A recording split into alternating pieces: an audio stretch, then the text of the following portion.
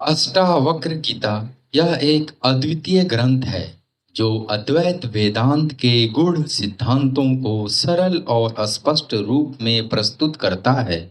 इस ग्रंथ का प्रारंभ राजा जनक द्वारा किए गए 3 प्रश्नों से होता है। ज्ञान कैसे प्राप्त होता है, मुक्ति कैसे होगी, वैराग्य कैसे प्राप्त होगा। ये 3 शाश्वत प्रश्न हैं जो हर काल में आत्मा अनुसंधानियों द्वारा पूछे जाते रहे हैं। अष्टावक्र गीता के ये सूत्र ज्ञान को उपलब्ध ज्ञानी के अनुभव के सूत्र हैं। केवल स्वयं को जानना है, ज्ञानदर्शी होना है। कोई आडंबर नहीं, कोई आयोजन नहीं करना, कोई यत्न नहीं करना, बस हो जाना वही जो है। श्री रामकृष्ण परमहंस जी ने स्वामी विवेकानंद जी को भी अष्टावक्र गीता पढ़ने की सलाह दी थी। अष्टावक्र गीता प्रथम अध्याय। राजा जनक जी ने ब्राह्मण अष्टावक्र जी से पूछा, ज्ञान कैसे प्राप्त होता है, मुक्ति कैसे होती है और वैराग्य कैसे प्राप्त होता है। हे ब्राह्मण देवता, यह मुझसे कहिए। ब्राह्मण अष्टावक्र जी ने कहा, हे राजन, आप मुक्ति चाहते हैं तो विषयों को विष के समान छोड़ दें और क्षमा, दया, सरलता, संतोष और सत्य को ही अमृत के समान सेवन करें। आप न पृथ्वी हैं, न जल हैं, न अग्नि हैं, न वायु हैं, न आकाश ही हैं। मुक्ति के लिए स्वयं को इन सब का साक्षी चैतन्य रूप जाने। आप यदि अपने देह को स्वयं से अलग कर चैतन्य में विश्राम कर स्थित हो जाएं, तो आप अभी ही सुखी, शांत और बंध मुक्त हो जाएंगे। आप ब्राह्मण आदि वर्ण नहीं हैं और न आप किसी आश्रम वाले ही हैं।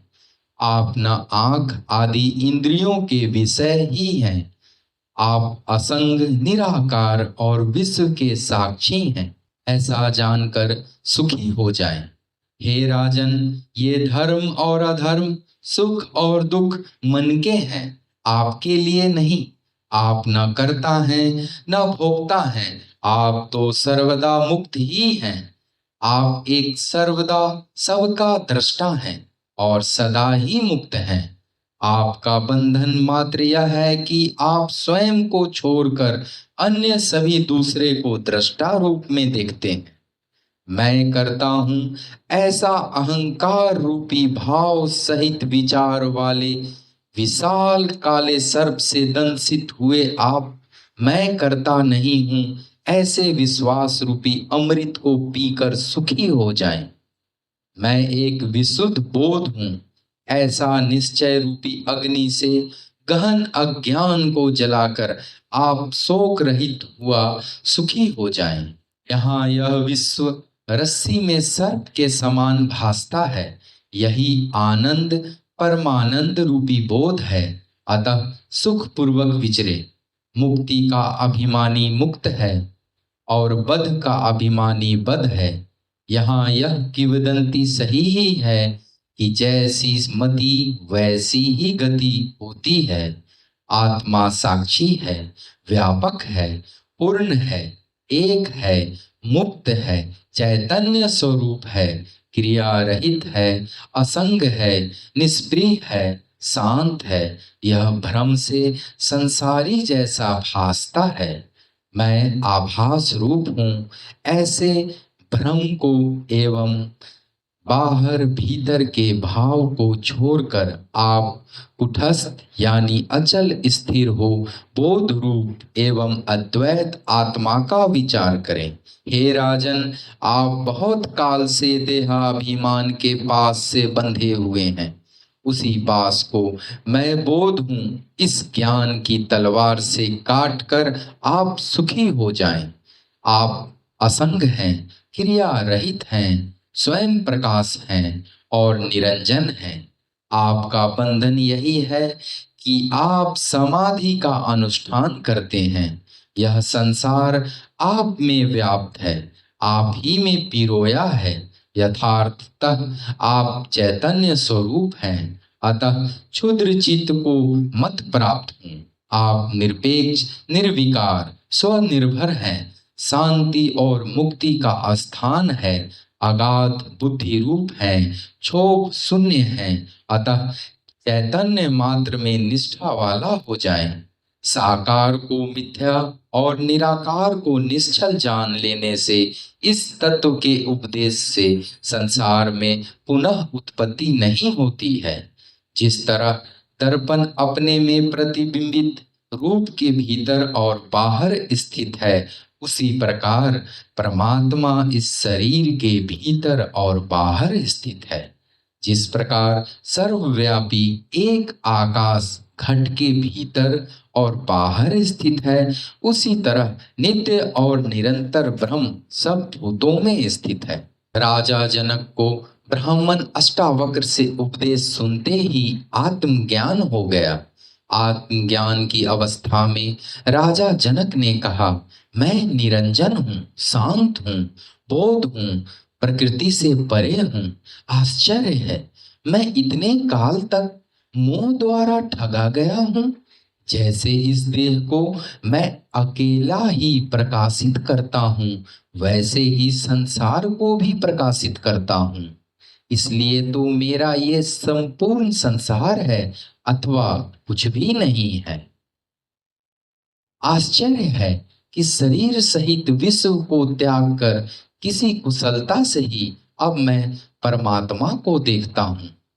जैसे जल से तरंग, फेन और बुदबुदा अलग नहीं है, वैसे ही विश्व आत्मा से अलग नहीं है, किंतु आत्मा से ही निकला हुआ है।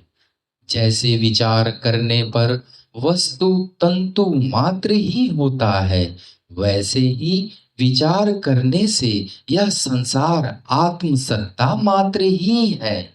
जैसे ईंख के रस से बनी हुई शर्करा ईंख के रस में व्याप्त है, वैसे ही मुझसे बना हुआ ये संसार मुझ में भी व्याप्त है। आत्मा के अज्ञान से ये संसार भासता है, आत्मा का ज्ञान होने पर यह संसार नहीं भासता। जैसे रस्सी के अज्ञान से सर्प दिखाई पड़ता है, उसके अज्ञान से नहीं दिखाई पड़ता। प्रकाश मेरा निजी स्वरूप है, मैं उससे अलग नहीं हूँ। जब संसार प्रकाशित होता है, तब वह मेरे ही से प्रकाशित होता है। आश्चर्य है कि कल्पित संसार अज्ञान से मुझे ऐसा दिखाई पड़ता है, जैसे सीपी में चांदी, रस्सी में सांप, सूर्य की किरणों में जल दिखाई पड़ता है। मुझसे उत्पन्न यह संसार मुझ में ही लय को प्राप्त होगा, जैसे मिट्टी में घड़ा, जल में लहर और सोने में आभूषण लय होते हैं। मैं आश्चर्यमय हूँ, मुझको नमस्कार है। ब्रह्मा से लेकर तृण पर्यंत जगत के नाश होने पर भी मेरा नाश नहीं है। मैं आश्चर्यमय हूँ, मुझको नमस्कार है। मैं देहधारी होते हुए भी अद्वैत हूँ, न कहीं जाता हूँ न आता हूँ, और विश्व में व्याप्त हुआ स्थित हूँ। मैं आश्चर्यमय हूँ, मुझको नमस्कार है। इस संसार में मेरे समान निपुण कोई नहीं, क्योंकि शरीर को स्पर्श किए बिना ही इस विश्व को सदा धारण किए रहता हूँ। आश्चर्य है, मुझको नमस्कार है। मेरा कुछ भी नहीं है अथवा मेरा सब कुछ है, जो मन और वाणी का विषय है। ज्ञान, ज्ञेय और ज्ञाता ये तीनों यथार्थ नहीं है। जहाँ ये तीनों अज्ञान से ही भासते हैं, मैं वही निरंजन हूँ। अहो, दुख का मूल द्वैत है, उसकी अवस्थी अन्य कोई नहीं। यह सब दृश्य मिथ्या है। मैं एक विशुद्ध चैतन्य रस हूँ, मैं बोध मात्र हूँ, किंतु मेरे द्वारा अज्ञान से उपाधि की कल्पना की गई है। इस प्रकार नित्य विचार करते हुए मैं निर्विकल्प में स्थित हूँ। आश्चर्य है, मुझ में स्थित हुआ विश्व वास्तव में मुझ में स्थित नहीं है, इसलिए न मेरा बंध है न मोक्ष है। निश्चय ही शरीर युक्त यह विश्व कुछ भी नहीं है, यह शुद्ध चैतन्य मात्र आत्मा है, तो इसकी कल्पना ही किसमें है। यह शरीर स्वर्ग नरक बंध मोक्ष व भय कल्पना मात्र ही है, उससे मुझे चैतन्य आत्मा को क्या प्रयोजन। आश्चर्य है कि जन समूह में भी मुझे द्वैत दिखाई नहीं देता है। यह अर्णयवत हो गया है, तो फिर मैं किससे प्रेम करूं। न मैं शरीर हूं न मेरा शरीर है, मैं जीव नहीं हूं, निश्चय ही मैं चैतन्य मात्र हूं। मेरा यही बंध था कि मेरी जीने की इच्छा थी। आश्चर्य की अनंत समुद्र रूप मुझ में चित्त रूपी हवा के उठने पर शीघ्र ही विचित्र जगत रूपी तरंगे पैदा होती हैं। अनंत महासागर रूप मुझ में चित्त रूप वायु के शांत होने पर जीव रूप व्यापारी के अभाग्य से जगत रूपी नौका नाश को प्राप्त होती है। आश्चर्य है कि अनंत महासागर रूप मुझ में जीव रूप तरंगे उठती हैं, परस्पर संघर्ष करती हैं, खेलती हैं तथा स्वभाव से ही लय हो जाती हैं। अष्टावक्र गीता तीसरा अध्याय। अष्टावक्र जी कहते हैं, आत्मा को तत्वतः एक और अविनाशी जानकर भी तुझ आत्मज्ञानी धीर को धन कमाने में आसक्ति क्यों है।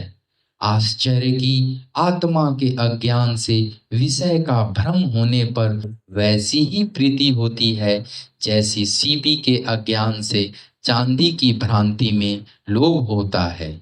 जहाँ यह विश्व आत्मा में समुद्र में तरंग के समान स्फुरित होता है, वहीं मैं हूँ ऐसा जानकर क्यों तू दीन की तरह दौड़ता है।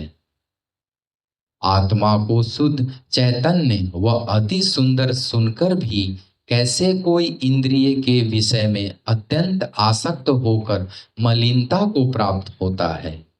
सब भूतों में आत्मा को और आत्मा में सब भूतों को जानकर भी मुनि को ममता होती है, यही आश्चर्य है। परम अद्वैत में स्थित हुआ और मोक्ष के लिए भी उद्यत हुआ पुरुष काम के वश होकर क्रीड़ा के अभ्यास से व्याकुल होता है, यही आश्चर्य है। काम को उद्भूत ज्ञान का शत्रु जानकर भी अति दुर्बल और अंत काल को प्राप्त हुआ पुरुष काम भोग की इच्छा करता है, यही आश्चर्य है। जो इहलोक और परलोक के भोग से विरक्त है और जो नित्य और अनित्य का विवेक रखता है, वह भी मोक्ष से भय करता है, यही आश्चर्य है। धीर पुरुष तो भोगता हुआ भी और पीड़ित होता हुआ भी नित्य केवल आत्मा को ही देखता हुआ न प्रसन्न होता है न क्रुद्ध होता है। जो अपने चेष्टारत शरीर को दूसरे के शरीर की भांति देखता है, वह महाशय पुरुष स्तुति और निंदा में भी कैसे क्षोभ को प्राप्त हो सकता है। जो इस विश्व को माया मात्र ही देखता है और जो आश्चर्य को पार कर गया है, वह धीर पुरुष मृत्यु के आने पर भी क्यों भयभीत होता है। जिस महात्मा का मन नैराश्य में भी स्पृहा नहीं रखता, उस आत्मज्ञान से तृप्त पुरुष की तुलना किससे की जाए। जो जानता है कि यह दृश्य स्वभाव से ही कुछ नहीं है, वह धीर बुद्धि कैसे देख सकता है कि यह ग्रहण करने योग्य है और यह त्यागने योग्य। जिसने अंतःकरण के कषाय को त्याग दिया है और जो द्वंद्व रहित और आशा रहित है, ऐसे पुरुष को देह वियोग से प्राप्त भोगों में न दुख है न सुख है।